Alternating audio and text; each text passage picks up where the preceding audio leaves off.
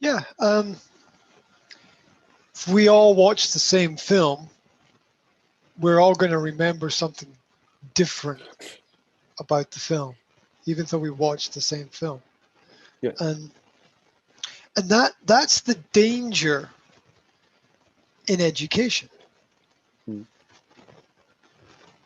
You're going to give one book to everybody, but everybody's going to take something slightly different from that one book. The only way that everybody takes the same piece of information from that book is if you hammer it into their head. Mm. That there's only one piece of information to take from that book. And that's not a real education. That then becomes indoctrination, because at that point you're telling people what to think. When you give people both the question and the answer, there's a danger that we begin to think less through the process. Because children in school have their, say they read a book, and then let's say they've got 10 questions on the book. The children read the book, but they didn't write the questions. And they're going to be told if their answer is right or wrong. And that's a very fixed way of doing things. Now, there's also a danger of flexibility. The danger of flexibility is you say, well, all answers are correct. Well, no. Right? That's also not good. There will be some questions where you can ask people what they think, but there will be other questions where, was what clothes was the character wearing? And, that will need to be fixed. And we have to understand that the differences between forming opinions and based on thoughts and reacting to facts. And that's something that is missed a lot of the time. You know the problem with Slovak builders? Slovak builders, if you ask a Slovak builder for what will it look like when it is finished, the builder will smile and say, I don't know. No, you will be, no, tak gdzie je plan? Tak ukaż mi, ako bude to vyzerať. To neviem. Uvidíme. Nie? Uvidíme. No tak to bude, neviem povedať. So that is the child's mind, right? Where we have a very, very fixed relationship with the outcome. Rock, water, I throw the rock, I know pretty much where it's going to land and how it's going to splash and the noise it's going to make. But the child, there's none of that calculation. None. It's just right. There's none of that calculation. Here's a funny story for you. I was in a car park with my children, and children like to pick up rocks and stones and throw them. And we were near the beach, and it wasn't like a tarmac road surface car park. It was just dirt and dust and earth and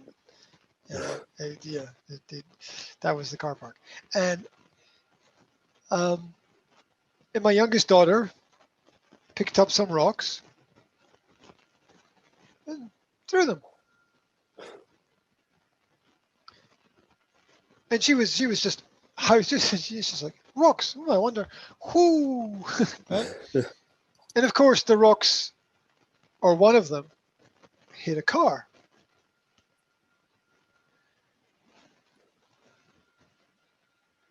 And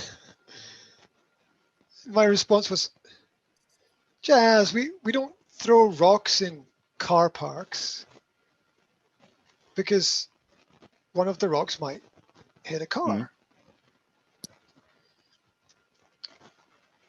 And her response was, it's okay, it only hit the window.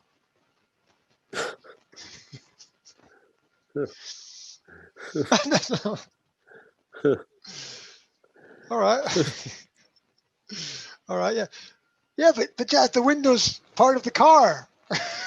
Right? It's just, people like their cars. They don't want little cracks in the window where someone threw a rock there. Probably they don't want that. Everybody's different, but probably they don't want that. But you know, that is the thinking of children, is that the result is never sure. It's never sure. That's why children climb trees. It's like, oh. You know, why do you climb it? Because it's there, just to see, to explore, to have that experience. Adults don't climb trees because they've lost that spirit of adventure, or they're not physically able to climb trees, which is true for a lot of them. As you become an adult, you get heavier as well, and you know, it might not be practical to go climbing a tree. But what was the dream of most children, say 50 to 70 years ago? Okay, let's say 70 years ago, plus 70 years ago. And for the dream of most children was a tree house. It's a tree house, to have a special little house in a tree, and have their own little space where they could do what they want, have their own little bit of privacy where they could be adults if they wanted to pretend to be adults, and they could act at being mommy and daddy, or whatever they wanted to act at. They could do that, because life is very much a theater for children. So you know, that relates back to the building of things and the exploration. And the one thing I don't like, there's more than one thing, but the main thing I don't like about the video game sphere of play is the fact that we all know under everything it's really limited. You can only play within the structure and the rules of the game. There's only so many different ways you can go, and it's all been programmed out. And all of these games,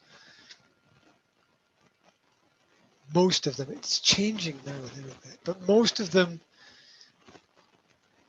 there's a fixed set of rules in a fixed way, and you don't get the magic of reality, which is, it's just something unusual happens, or something odd happens, or because it has to happen within the program in the game, and life doesn't really have a program. And you can. So I'm driving. Here's another little story. I'm driving in my car, and my son starts talking to the radio. Yeah, like got this radio stereo system in the car. Yes. My son starts talking to it, and I'm like, "What are you doing?" He's talking to the radio. Okay. Why are you talking to the radio? It's like, well, to see if it works, if I talk to it. Okay, try it. Talk to it. Does it work? No. Okay, cool. It's not right. It's not right or wrong. It's just their way of experimenting with the world and looking at things. And he's like, well, you can talk to Google and Google systems, and that works. Yeah, I just talk to my phone and get answers. Yeah, okay. Try talking to that, and it doesn't work. No, it doesn't work because it's an old piece of technology. The older technology doesn't work like that. You have to physically touch. You have to physically press the buttons for it to work. So yeah, we being around children teaches us to expect the unexpected. Yep. Give you another little one, just another little one. My daughter says, I want to take my bike to the park. Okay. So we take her bike to the park. And we get to the park, and she walks with the bike to the park. We get to the park, and she puts the bike down, and she goes to play. Don't you want to ride your bike? No. So I just wanted to take my bike to the park.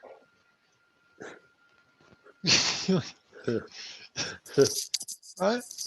The thinking, the end result of how adults think and how children think is completely different. That's also why I have an argument sometimes that we as adults are not going to solve any problems because our thinking is too fixed. I think it's too fixed to solve the problems. We need a completely different way of thinking, and that way of thinking is often provided by children who are able to see some things more clearly than adults can. And in fact, a lot of the negativity and a lot of the pressures and problems that are in the world come from adults. War is never created by children. War is always created by adults. Then the adults say, children are the problem. Yeah, but it's the adults starting fights and dropping bombs and shooting their guns. It's not the kids. It's not the children. It's totally not natural to children. The most natural thing in the world to children is to explore and to ask questions and to share what they understand and share what they learn, to in general be helpful in the world around about them. That's the most natural thing for children. So I think that I think it's really interesting that schools are the adults teaching the children, because that is logical and important, and we need people with more experience teaching people with less experience. That makes sense. Yet at the same time, ask any good teacher who knows more, the 30 children or the one adult. You've got to say collectively the 30 children are going to have a lot of knowledge, which could be more important than what the adult actually knows. So enough about that. But you're experiencing that right now. Yeah, you're in the middle of that right now. Let me give you a final piece of rather obvious advice.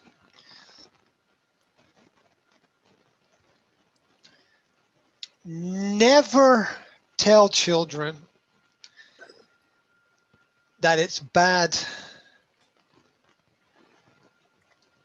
or wrong to make a mess. Never tell children that it's bad or wrong to make a mess. One of the most common things that adults tell children is, don't make a mess, remember to tidy up, remember to organize. It's a big mistake. Big mistake, because from a personal perspective with me, what I've started to tell my children more recently is, I want you to make as big a mess as you can. So I want you to make a big mess. So I don't care. I don't care if everything is everywhere. I don't care. Because that's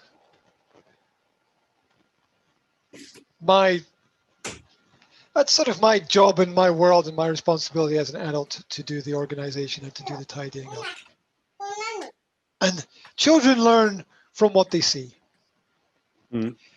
Tell a child to do something, it whoosh, goes over their head. But do it yourself, and the child sees you doing it, the child will come and help you. Why does a daughter want to help her mother in the kitchen? Not because mother says, come and help me cook, because the daughter thinks it's natural to do that activity, because she sees mother doing it, or father doing it. So yeah, you are right. If we want, and we want children to appreciate and understand the value of things being tidy and organized, but that comes through watching other people organize and tidy things. Children should never be told to not make a mess, and they should never be told to tidy up. They should never be told those two things. Never be told to not make a mess, and never be told to tidy up, because children need to make a mess, because it's how they learn. It's how they explore the world. They need freedom. And if they have a worry or a fear about something being in the wrong place, they'll never have a great experience. And the second thing is that they should never be told to tidy up. All the tidying should be done by the parents, who can ask the children if they would like to help. Yeah, because children need to see what is right and to understand it, and they need to make the choice for themselves to help. Yeah. So and eventually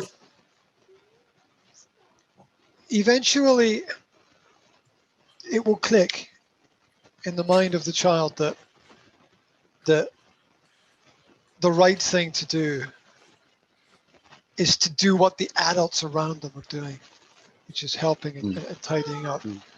And this has actually come through my experience with my children, and I learned this the hard way. That the more I try to encourage my children to stay tidy and clean and organized, the more resistance I got, the more pushback I got. Whereas if I said nothing to them, but I said, okay, guys, you can do what you want, but I have to, right now, my job is to clean up your mess here. It's my job. Yeah, I'm going to do it. And if you want to help, you can. If you don't want to help, that's go and do your own thing. I don't mind. Right? I'm dad. It's my job, right, to do that as dad. And if you want to help me, I'm loving it. It's great. If you want to help me. If you don't want to help me, I understand that as well. It's not enjoyable for you, and you don't like it. I understand that. Okay. It's there. You go. That's it. And eventually, the children will automatically start to tidy up by themselves. Mm-hmm. Because they will get it. They will get it because it'll click. Because they will put the pieces of the puzzle together, which is Dad always has to tidy it up. Dad has less time for other things if he tidies it up. You know, if Dad can't play with us. If oh, you didn't play with me yesterday. Yeah, I know, because I spent all my time tidying up your stuff. Right? So we then begin to understand the consequences of things. Mm-hmm. Yeah. Whereas if we force children to tidy up, and things need to be tidy, because I worked in a school. I worked in a kindergarten school, which in Britain we Mm-hmm. call nursery schools. I worked in one for 6 months, and in Britain years ago, many years ago, many years ago. We're like going back like 25 years ago, Mm-hmm. and one of the things I learned a lot. I learned that children have no fear and adults are really scared. that's one of the things I learned. Another thing I learned is children are attracted to things that are neat and tidy and organized. Mm-hmm. They're attracted to. If there's two spaces, two places, two rooms, one is organized and one is not organized, all the children will go to the organized space.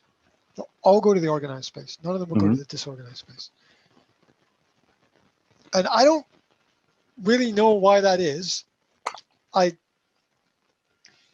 think, I have an idea, I suspect it is because there's already a mess in one area.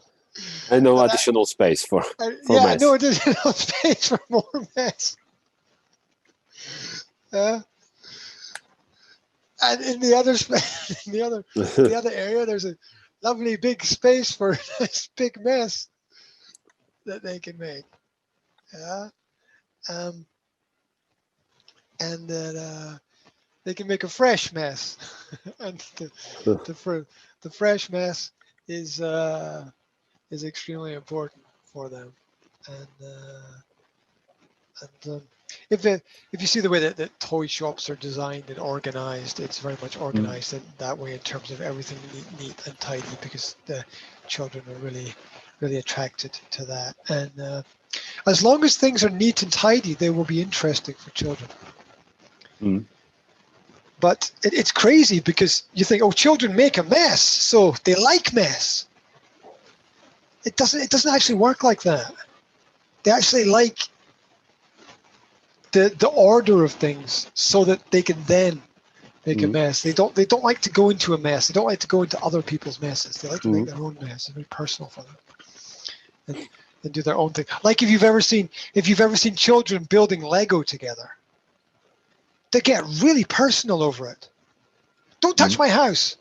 That's my figure. That's my car. They get really personal over it. Yeah. And not in a bad way. It's not a bad thing. Because they're just really into their things and their ideas, and they've got their own way, and they want to have it their way. It's not a bad thing. It's just very interesting to watch them all try to work on things together and try to build things together. It's really interesting.